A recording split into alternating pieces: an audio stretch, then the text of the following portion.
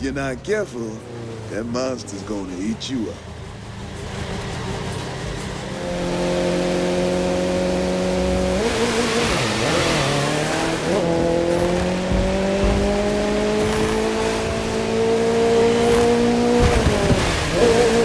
Crew 2. It is an open world racing game, and I am Blunty.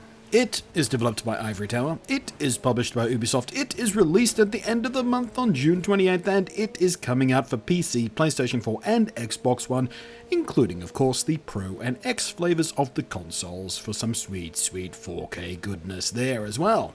In fact, what you're watching me play is dev code running on an Xbox One X in 4K. Obviously, Crew 2 is the sequel to 2014's The Crew, which I never played. I liked it in concept, and I intended to play it. It was something fresh and different in the genre, but for whatever reason, it just slipped by me at launch, and then too much time had passed, and then I decided to wait for the sequel, because racing games are almost always much better in their sequels. Especially so for something like this, which features a persistent open-world environment in which you can free roam throughout a shrunk-down version of the United States. Progression is tied to...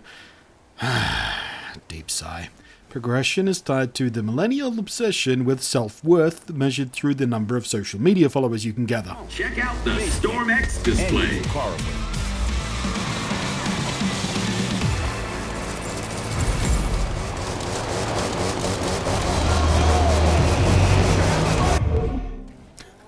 Basically, every time you do something cool or win races and events and such, you get more followers, and thus become a better human being. Because that's what counts. That's how things work these days.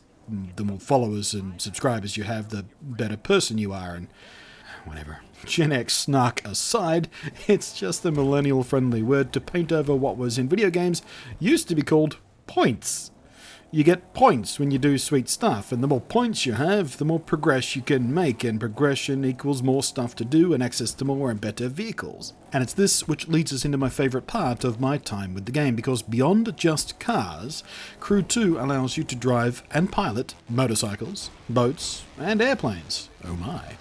And of course, each have their own sets of races and challenges, but my very favourite part is you can actually switch on the fly as you drive or fly between your selected vehicles. At the tap of a button, you could be in an all-wheeler. At the tap of a button, you could be in the air. At the tap of a button, you could be skipping across the water. You do have to be slightly mindful when you swap between any. Swapping to your boat in the middle of the desert isn't going to do you much good, and when you switch to the stunt plane, well, the game tries to spawn you somewhere where you won't insta-crash into a friggin' tree, but it's not always super great at it, so you know, a little bit of situational awareness when you choose to switch your vehicles is helpful. Now, IRL, me.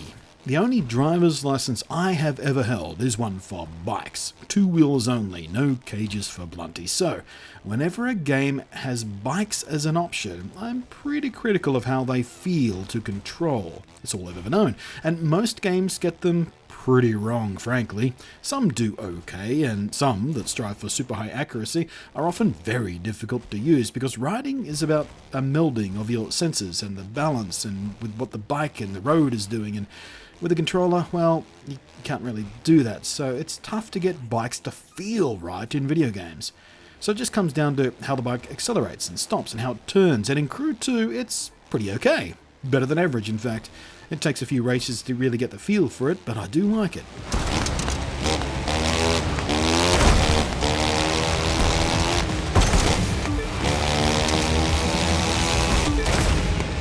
Today's course is really going to challenge our racers.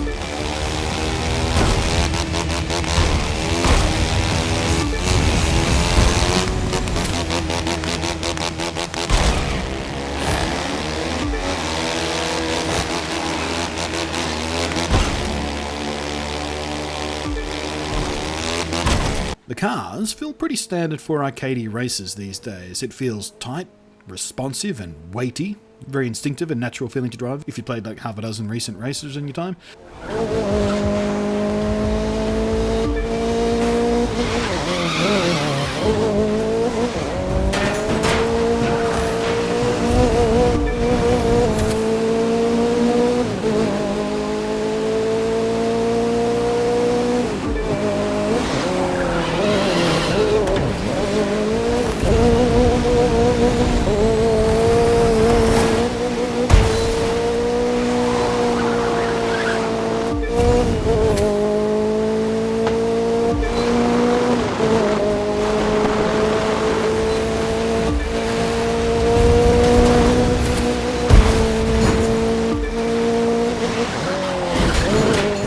The boats, well, they're pretty simple actually, sluggish by comparison because that's how physics works when you're pushing a big thing through water at high speeds, but control is easy to get to grips with, and it felt pretty good.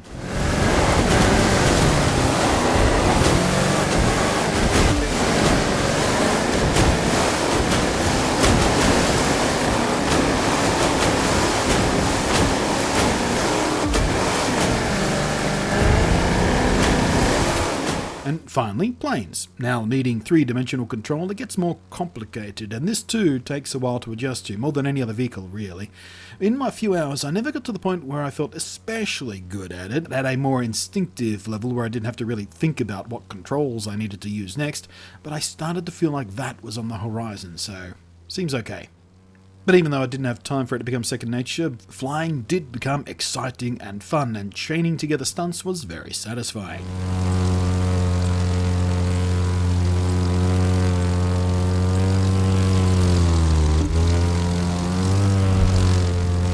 Same goes for the bikes, actually, with the motocross tracks and stuff. Jumps and flips took a bit to get a feel for, but once you do and you get the timing right, it's super satisfying. And it makes you feel pretty badass when you get it right. The physics for all the vehicles I tried, and in fact the random crap in the environment I would slam into, sometimes to see how it would react because I was testing the game, and more often because, well, I believe brakes are for little wussy babies. But everything did feel and bounce around in a fairly satisfying way.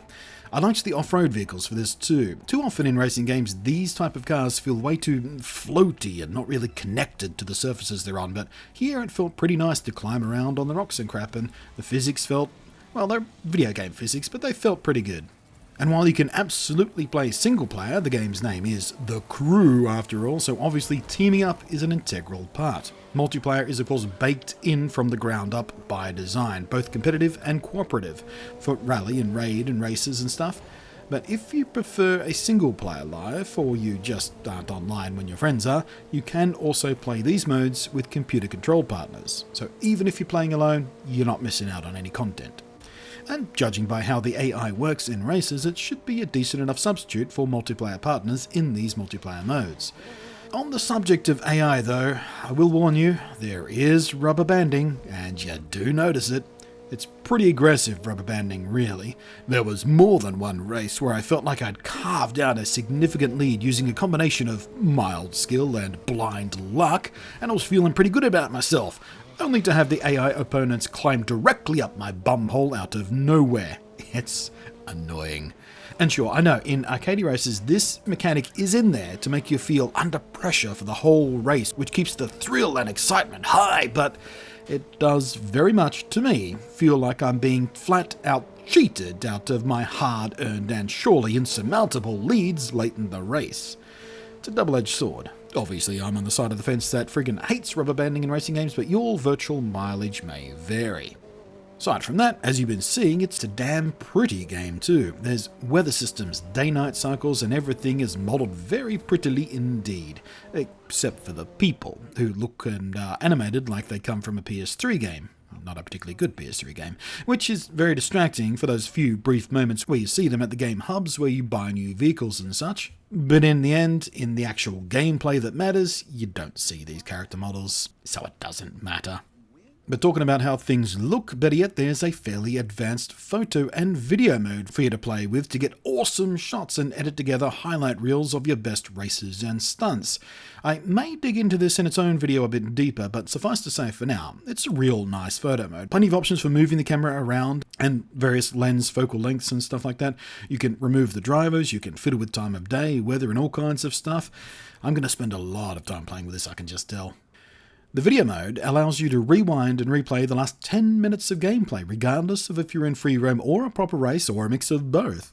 From here you can change the camera angles, even go full manual camera and track the race yourself, and play cameraman and track through the entire race yourself. You can change the playback speed, you can record everything, you can go back and redo something if you got it slightly wrong with your camera movements, and then you can record the whole thing in a fairly polished way for a recorded video you can share. It is, as is all video editing in games, a bit clumsy compared to the real video editing I do every damn day on proper video editing software, but I feel like there's plenty of power here for people to make some really impressive race and stunt montages and stuff. So, final verdict based on a fistful of hours played on a developer build. It's a real nice feeling racer with some great looking environments and a lot of variety with the kinds of vehicles you can control and the places you can control them in, and with the ability to swap between them at literally any moment on the fly as you choose. I think it's well worth a look. Now all I have to do is decide if I want to play it on my Xbox One X or my PC. Thanks for watching. I'm Blunty, and I will catch you next time. 3, 2, 1.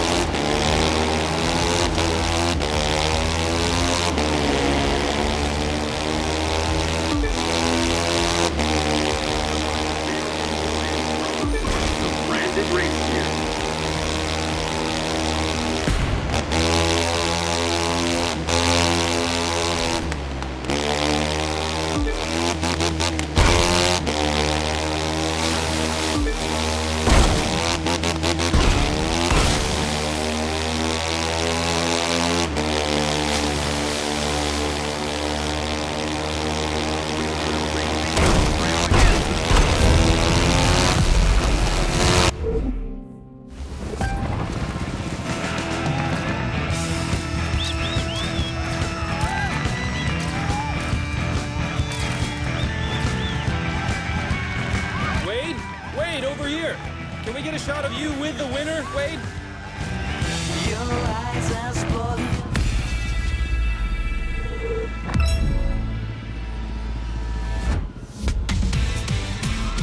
Parents of a lost 6-year-old boy. He's waiting for you at guest services. Please come pick him up.